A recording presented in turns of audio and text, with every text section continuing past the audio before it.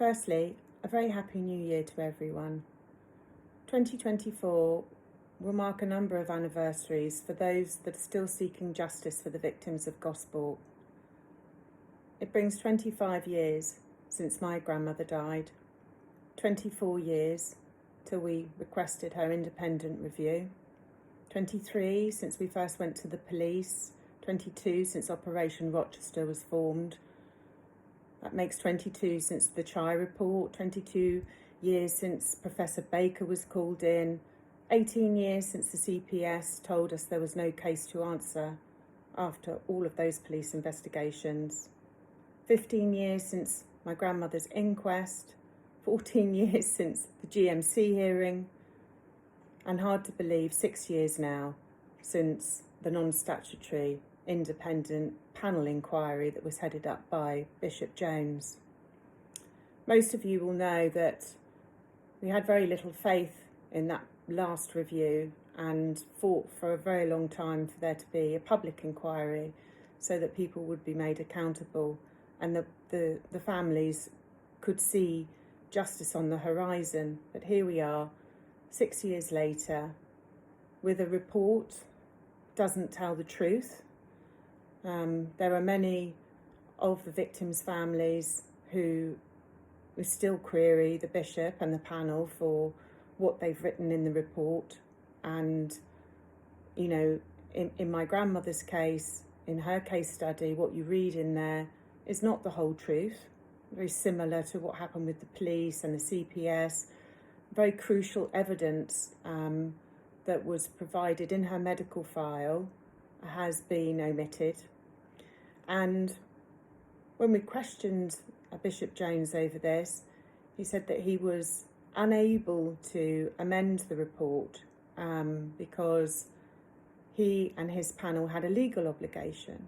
And that's very confusing to us because the legal obligation of the panel was to tell the truth and to ensure that the truth was there for the public to have a deeper understanding of the travesties that happened at Gosport and why so many of the patients there needlessly lost their lives.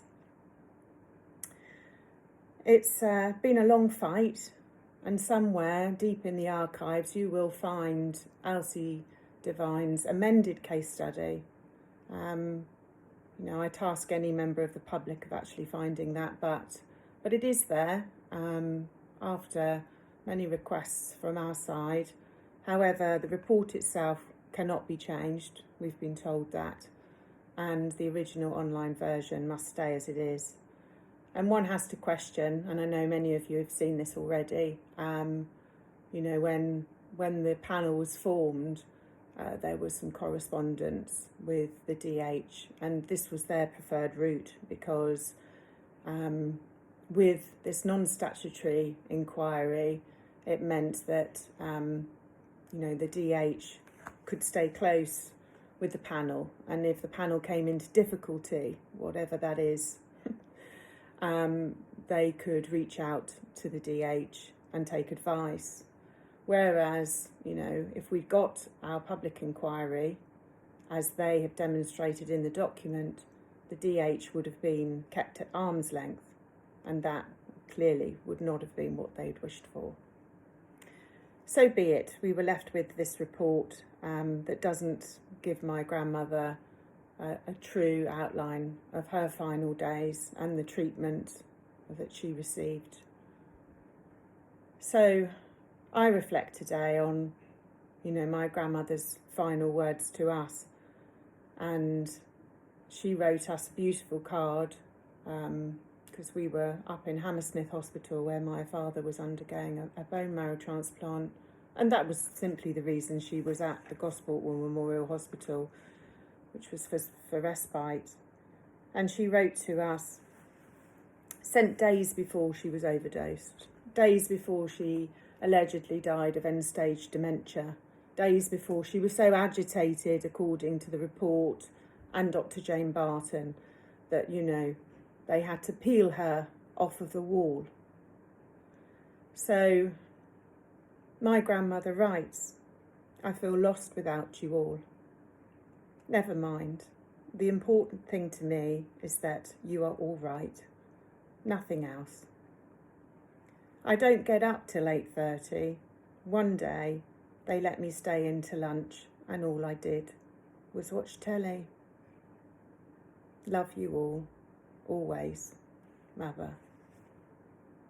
Those are my grandmother's final words, not as depicted by the horrors that existed, people that call themselves doctors and nurses. These are the words that we treasure. These are the words that need to be out there to demonstrate just how these patients were at Gosport.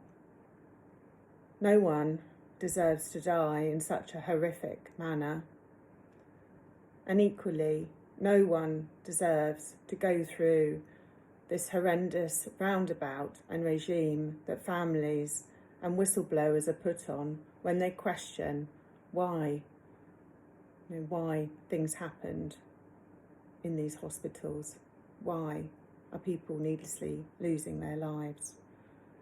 So 2024, as I say, will bring many anniversaries, but let us hope that it brings closure and that this final police investigation will give answers and will give justice to those that died at Gosport War Memorial Hospital. Thank you for listening and wishing everybody a healthy 2024.